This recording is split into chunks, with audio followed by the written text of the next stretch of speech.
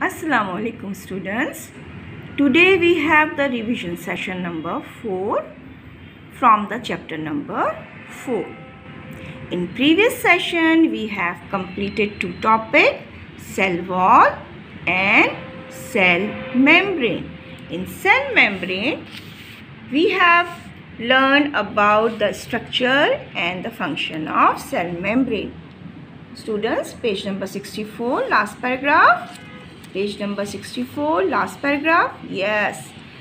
In this part, movement across the membrane was discussed, and in this paragraph, I was told you that cell membrane allow to acquire oxygen, nutrient, waste product to excrete.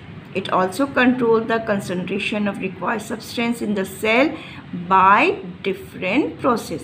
यानी cell को अगर कोई चीज़ लेनी होती है या देनी होती है, इनटेक करना होता है या उसको एक्सक्रीट करना होता है, for example like oxygen, nutrient, waste product वगैरह, तो ये कैसे करते हैं? They have 4 process. Number 1 by diffusion, osmosis, facilitated diffusion and active transport. तो ये जो 4 प्रोसेस हैं ये हमें डिस्कस करना है कि होते क्या है, what is a diffusion and what is osmosis. ठीक है, तो 1 बाय 1 हम इसको लर्न करेंगे. Today we will start page number 65, diffusion. Diffusion बहुत इजी है, ये हम आपको क्लास 6 और 7 में भी एक्सप्लेन कर चुके हैं और आपको अच्छी तरह याद होगा कि diffusion is a movement of substance from the high region to the lower concentration region. यानी जहाँ पे मॉलिक्यूल ज़्यादा होंगे वहाँ से जो है मूवमेंट मूव करेगी, या वहाँ से मॉलिक्यूल जो हैं वो मूव करके उस तरफ जाएंगे जहाँ पे मॉलिक्यूल नहीं है. यहाँ पे पहले मैं आपको परफ्यूम की एग्जांपल देती हूँ. ठीक है, अगर आप परफ्यूम की बॉटल देखें, फॉर एग्जांपल ये आपके पास परफ्यूम की एक बॉटल है और आपने यहाँ पे स्प्रे किया इसको, तो मॉलिक्यूल यहाँ पे बहुत ज़्यादा है. ठीक है, और ये रूम का जो दूसरा कॉर्नर है यहाँ पे मॉलिक्यूल्स नहीं हैं, तो movement of molecule from the high concentration towards the lower concentration, जहाँ पे मॉलिक्यूल ज़्यादा होंगे यहाँ से मॉलिक्यूल मूव करेंगे टूवर्ड्स द लोअर कंसंट्रेशन. इस तरह पूरे रूम के अंदर जो है वो मॉलिक्यूल जो है मूव कर जाते हैं, है ना. तो ये बहुत इजी है डिफ्यूजन. ये तो हम डेली लाइफ में देखते हैं. जैसे आप घर में एंटर होते हो, आप अम्मी से कहते हैं अम्मी आज तो बिरयानी की खुशबू आ रही है, या अम्मी गैस ऑन रह गया, गैस की स्मेल आ रही है. ठीक है ना. तो ये मॉलिक्यूल फ्रॉम कहाँ से मूव करते हैं? From the high concentration to the lower concentration. सही है.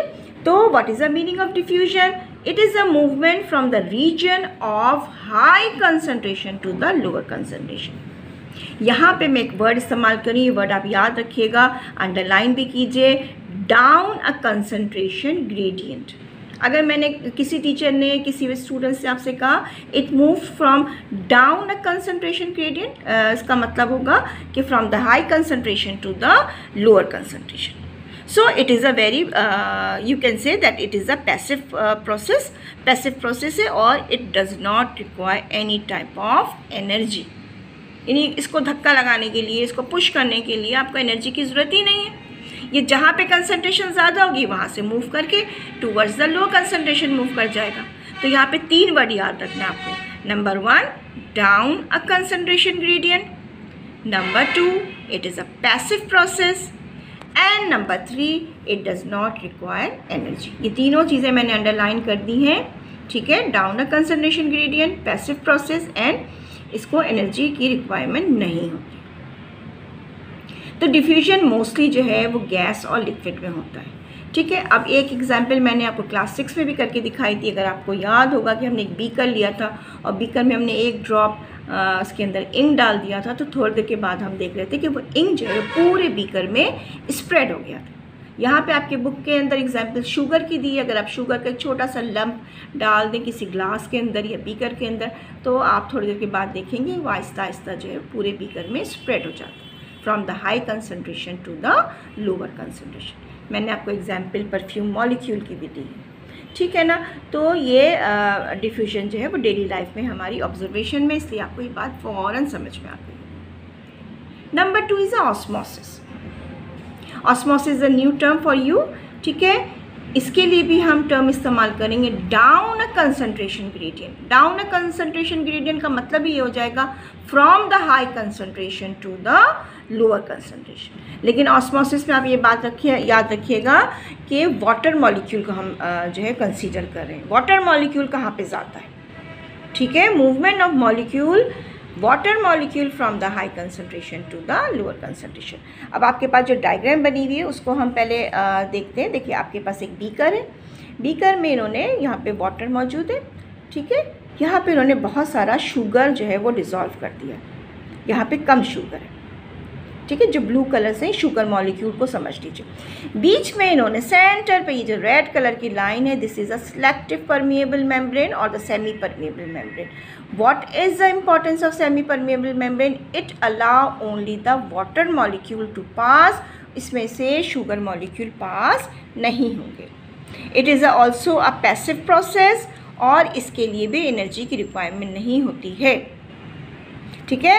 देखिए यहाँ पे अंडरलाइन किया हुआ है मैंने, आप भी देख लीजिए। फर्स्ट लाइन पे it is a down concentration gradient, number 2 it is a passive process, and number 3 energy की रिक्वायरमेंट नहीं है, एनर्जी की रिक्वायरमेंट नहीं है। तो डिफ्यूजन और ऑस्मोसिस में क्या डिफरेंस हो गया? डिफ्यूजन और ऑस्मोसिस में ये डिफरेंस है कि ऑस्मोसिस के अंदर हम सेमी परमिएबल मेम्ब्रेन जो है वो एक्स्ट्रा यूज़ हो रहा है, ठीक है। अब आप इस बीकर को अगर थोड़ी देर रख दीजिए तो आप थोड़ी देर के बाद देखेंगे कि वाटर मॉलिक्यूल यहाँ से मूव करके, जहाँ पे पानी ज़्यादा है, मूव करके इधर आ जाएगा जहाँ पे शुगर के मॉलिक्यूल ज़्यादा थे, ठीक है। It's move from the high concentration to the lower concentration. किस चीज़ की हाई कंसंट्रेशन? वाटर की। अब आप सेकेंड बीकर को देखिए, यस, यहाँ से वाटर मूव करके इधर आ गया है और यहाँ पे लेवल जो है वो हाई हो गया। So you can say that what is osmosis? Osmosis is a process in which water move from the high concentration to the lower concentration through semi-permeable membrane. समझ आ रहा है आपको? ठीक है ना, बहुत easy वर्ड करके मैंने आपको समझाया। तो ये मोस्टली प्लांट के लिए बहुत इंपॉर्टेंट है, डिफ्यूजन भी एंड ऑस्मोसिस भी। जितना भी ये वाटर एब्जॉर्ब कर रहे होते हैं, आपने किसी भी प्लांट को पानी दे दिया, अब आप तो क्या पता वो पानी कैसे अंदर जा रहा है, वो वाटर कैसे इनटेक कर रहा है। तो they use mostly osmosis and diffusion, जहाँ पे वाटर की कंसंट्रेशन ज़्यादा होगी। और यहाँ पे प्लांट के जो सेल मेम्ब्रेन है, it act like a cell membrane, और ये पूरा वाटर जो है वो इनटेक कर लेते हैं, ठीक है। और इनको एनर्जी की भी ज़रूरत नहीं होती है, खुद ब खुद वाटर जो है वो अंदर मूव करता है, ठीक है। अगर आप एक डायग्राम बनाना चाहें तो आप देखते हैं कि this is a for example any plant, ये इसके रूट है, ठीक है, ये इसका शूट है और ये इसके लीव्स हैं। तो अगर आपने यहाँ पे वाटर जो है इसको सप्लाई किया तो वाटर की कंसंट्रेशन यहाँ पे ज़्यादा हो जाती है, ठीक है। तो वाटर जो है वो एंटर होंगे रूट के अंदर, ठीक है। इनको एनर्जी की रिक्वायरमेंट नहीं है। सेमी परमिएबल मेम्ब्रेन कहाँ मौजूद है? It is present in the cell membrane, ठीक है। ये वाटर एब्जॉर्ब हो गया और ये रूट के एब्जॉर्ब होने के बाद it enter into the stem, और स्टेम में एंटर होने के बाद it enter into the leaves, ठीक है ना। कौन से सेल इन्वॉल्व होंगे यहाँ पे? मोस्टली याद रखिएगा जाइलम सेल्स, ठीक है ना। Xylem cells are involve to conduct the water from the root to the stem and to the leaf. Okay student, turn over the page, page number 66. जी, page number 66. Here we are going to observe some experiment about the plant cell and animal cell. देखिए, अगर मैं आपको कहूँ कि cell membrane कहाँ present है तो आप कहेंगे मिस एनिमल सेल में भी है, प्लांट सेल में भी है। फिर मैंने आपको ऑस्मोसिस भी समझा दिया, ठीक है ना। तो आपकी बुक में दो एग्जाम्पल, एक इन्होंने रेड ब्लड सेल लिया है, red blood cell is example of animal cell, एक इन्होंने प्लांट्स के लिए लिया। अब 3 बीकर आपको नज़र आ रहे हैं ना, ठीक है। फर्स्ट बीकर, अब आपको 3 टर्म सिखा रही हूँ मैं, और मैं आपको क्लास में एक्सप्लेन भी कर चुकी हूँ, इसलिए आपको ये बात बहुत जल्दी समझ में आ जाएगी। Hypotonic solution, isotonic solution and hypertonic solution. Hypotonic, isotonic, hypertonic. ठीक है, हाइपो मीन कम, क्या चीज़ कम? सल्यूट। सल्यूट यानी यहाँ पे फर्स्ट कर लीजिए, अगर आपने सॉल्ट डाला है या शुगर डाला, क्या चीज़ ज़्यादा होगी यहाँ पे? वाटर। मैंने यहाँ लिख दिया मोर वाटर, ताकि आप ये बात याद रखें। इन हाइपोटोनिक सोल्यूशन क्या चीज़ कम है? सॉल्यूट, सॉल्ट या शुगर। यानी आपने एक बीकर लिया, इसमें बहुत सारा पानी ले लिया और उसमें थोड़ा सा आपने सॉल्ट डाल दिया। ठीक है।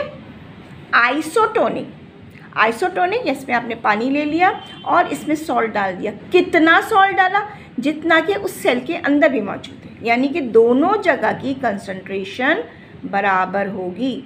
फर्स्ट वाले में अगर आप देखें तो सेल के अंदर सॉल्ट ज़्यादा है, वाटर कम है, बाहर वाटर ज़्यादा है। In a third beaker hypertonic, hypertonic mean जहाँ पे बाहर आपने सॉल्ट ज़्यादा ले लिया, वाटर कम है, मोर सल्यूट, मैंने यहाँ लिख दिया है मोर सल्यूट। तो अंदर जो है सेल के पास वाटर मौजूद है, ठीक है ना, मोर सल्यूट। अब क्या होगा जी, आ जाइए। फर्स्ट वन हाइपोटोनिक, आपने एक ब्लड सेल यहाँ डाल दिया, एक ब्लड सेल इसमें डाला और एक ब्लड सेल इसमें डाला। आपने एक ब्लड सेल जब बीकर के अंदर डाला, it is a hypotonic solution. Water ज़्यादा है बाहर, तो क्या होगा यहाँ पे? ऑस्मोसिस।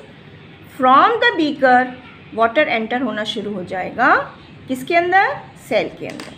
और सेल के अंदर पानी भरता रहेगा, पानी भरता रहेगा। ये बिल्कुल ऐसे ही जैसे आप किसी बलून के अंदर बहुत सारा वाटर फिल करते रहें तो एक वक्त ऐसा आएगा कि बलून बस्ट कर जाएगा। बिल्कुल सेम ऐसे अगर जब आप किसी रेड ब्लड सेल को हाइपोटोनिक सोल्यूशन में डालेंगे तो जब वाटर इसके अंदर एंटर होगा तो ये इसके अंदर सेल जो है वो बस्ट कर जाएगा। आइसोटोनिक सोल्यूशन में क्या होगा? आइसोटोनिक सोल्यूशन में ये होगा कि जितना ही वाटर सेल के अंदर जा रहा है उतना ही वाटर बाहर आ रहा है, इसलिए सेल को कोई फ़र्क नहीं पड़ेगा। Third one is a hypertonic solution. Hypertonic solution में चूँकि सेल के अंदर वाटर की कंसंट्रेशन ज़्यादा है, बाहर सोल्यूट ज़्यादा है, तो अंदर से सेल जो है, सेल के अंदर से वाटर जो है वो बाहर आना शुरू हो जाएंगे और श्रिंकेज ऑफ सेल हो जाएगा। Shrinkage of cell is also known as the plasmolysis. ठीक है, हम क्लास में पढ़ चुके हैं ये टर्म। अगर आप नीचे देखिए इसी पेज में बिल्कुल नीचे सेकेंड लास्ट लाइन, यहाँ पे प्लाज्मोलाइसिस लिखा। What is a plasmolysis? The shrinkage of cytoplasm is called plasmolysis. ठीक है। अब दूसरी एग्जाम्पल प्लांट सेल के लिए, इसमें इन्होंने एक सेल डाल दिया हाइपोटोनिक सोल्यूशन में, आइसोटोनिक में और हाइपरटोनिक में। सेम प्रोसेस होगा, इसके अंदर वाटर एंटर होगा सेल के अंदर, इसके अंदर कुछ भी नहीं होगा और थर्ड वन के अंदर सेल जो है वो श्रिंक हो जाएगा। ठीक है, अंडरस्टैंड कर रहे हैं आप? ये बात मैं आपको बहुत पहले भी एक्सप्लेन कर चुकी हूँ। सो लास्ट पैराग्राफ आपके लिए बहुत इंपॉर्टेंट है, यहाँ पे मैंने टिक लगा दिया है। ये ह्यूमन बीइंग को भी समझा रहे हैं, यहाँ पे इसको मैं रीड कर रही हूँ। जो हमारा ह्यूमन बीइंग में जो किडनी है वो जितना भी सॉल्ट और वाटर के लेवल जो है वो बैलेंस रखता है, it is because of the osmosis. और चूँकि आजकल रमज़ान है, आप रोज़े भी रख रहे हैं, तो आपको ये बात समझ में आ रही होगी कि जब आप पानी कम पीते हैं तो आप यूरिन कम पास करते हैं, है ना। अगर जब आप बहुत ज़्यादा सहरी के वक्त हम 3-4 ग्लास पानी पी लेते हैं या अफ्तार के वक्त हमने पानी या शरबत ले लिया तो उसके बाद हम यूरिन ज़्यादा पास करते हैं। लेकिन इन द डे टाइम जब आपका रोज़ा होता है, आप फास्टिंग से होते हैं, तो आपके पास वाटर की कंसंट्रेशन आपकी बॉडी में कम हो जाती है, आपके सेल श्रिंक हो जाते हैं। और इसको कौन मेंटेन करता है? किडनी जो है वो मेंटेन करता है। ठीक है, this paragraph is very important. ये मैंने आपको पैराग्राफ, आपको टिक लगा लीजिए, मैंने भी टिक लगा दिया है। This 4 lines are very important. ठीक है, प्लाज्मोलाइसिस का वर्ड भी यहाँ पे आ रहा है, फिल इन द ब्लैंक्स के लिए भी इंपॉर्टेंट है और जनरल नॉलेज के लिए भी बहुत इंपॉर्टेंट है। Okay, turn the page number 68। Now there are 2 more definition. Number 1 is a facilitated, आपके पास नंबर 3 होगा। What is the meaning of facilitated diffusion? Facilitated diffusion के लिए मैं 2 टर्म इस्तेमाल कर रही हूँ कि इट रिक्वायर एनर्जी। ठीक है, इसके लिए आपको एनर्जी की रिक्वायरमेंट होती है थोड़ी सी, और इसके अंदर कैरियर प्रोटीन जो है वो हेल्प करता है, फैसिलिटेट करता है, मदद करता है। ठीक है, facilitated diffusion is a special form of diffusion which allow rapid exchange of specific substance. Particles are taken up by the carrier protein, taken up by the carrier protein which change their shape as a result. The change in shape causes the particles to be released on the other side of the membrane. देखिए यहाँ पे बहुत सारे molecules मौजूद हैं और उसको cell के अंदर जाना है, तो आपके पास कैरियर प्रोटीन मौजूद है. दिस कैरियर प्रोटीन जो है वो इन सब्सटेंस को पिक करते हैं, इनकी शेप चेंज करते हैं और शेप चेंज करने के बाद इसको सेल के अंदर इनटेक कर लेते हैं. दैट्स वाई, क्योंकि इसके अंदर कैरियर प्रोटीन जो हेल्प करता है, that's why this type of diffusion is known as the facilitated diffusion. Last one is active transport. Active transport के लिए आप 3 वर्ड याद कर लीजिए जी. It is against the concentration gradient. Underline करें, it is against the concentration gradient जी, यानी इसका मतलब होगा from the lower concentration to the higher concentration. इसमें रिवर्स है, from the lower concentration to the high concentration. और चूँकि लोअर से हाई जाना है तो इसको पुश करना है, इसको धक्का देना है, तो it's require a input of energy. इसके लिए बहुत सारी एनर्जी की ज़रूरत होती है और ये एनर्जी कौन प्रोवाइड करता है? The energy is provide by the adenine triphosphate, ATP है ना. ATP का वर्ड हम पहले भी पढ़ चुके हैं. ATP is a name of the molecule, energy molecule है, एडेनिन ट्राइफॉस्फेट. इसको भी अंडरलाइन कीजिए. अंडरलाइन तो आपने पहले भी किया होगा क्योंकि मैंने आपको क्लास में मार्क करवाया हुआ है. Active transport is a movement of substance against a concentration gradient from a region of low concentration to the high concentration using an input of energy. In biological system, the form in the which this energy occur is adenosine triphosphate. Example of the substance move include sodium and potassium ion. ठीक है, आपके पास जो diagram बनी हुई है इसके sodium ion है and potassium ion है. इसकी इनटेक जो होती है वो एनर्जी की वजह से है और ये एनर्जी कौन प्रोवाइड कर रहा है? ATP. यहाँ देखिए आपको नज़र आ रहा होगा ATP. ठीक है, और जब एक मॉलिक्यूल यूज़ हो जाता है, फॉस्फेट का एक मॉलिक्यूल यूज़ कर लेते हैं तो it convert into the ADP. इस convert into the ADP. Page number 69 पर अगर आप आ जाए तो आपको नज़र आएगा, ये येलो कलर से आपके पास लिखा हुआ है, इसको मैं थोड़ा सा प्रोमिनेंट कर देती हूँ. ATP and ADP are molecule involve with moving energy with in cell. ठीक है ना, ये बहुत इंपॉर्टेंट है. So in this session we have learn about the 4 processes: diffusion, osmosis, facilitated diffusion and active transport. इसको आप अच्छी तरह लर्न कीजिएगा, पढ़िएगा ताकि आपको याद हो जाए. Question number 5 part 5. Question number 5 part 5 आप ये क्वेश्चन पहले भी कर चुके हैं. ये है how facilitated diffusion is different from the active transport. How facilitated diffusion is different from the active transport. इसके लिए आपके पास आंसर है पेज नंबर 68 पे. ठीक है, फैसिलिटेटेड डिफ्यूजन की हेडिंग डाल के आप ये लिख लीजिएगा एंड इसके बाद एक्टिव ट्रांसपोर्ट की हेडिंग डाल के आंसर लिख लीजिएगा. We have also done in your copy. आप इसको रिविजन पोर्शन पे क्वेश्चन को अटैम्प्ट कर लीजिए. This is the end of our session. अल्लाह हाफिज़. Take care.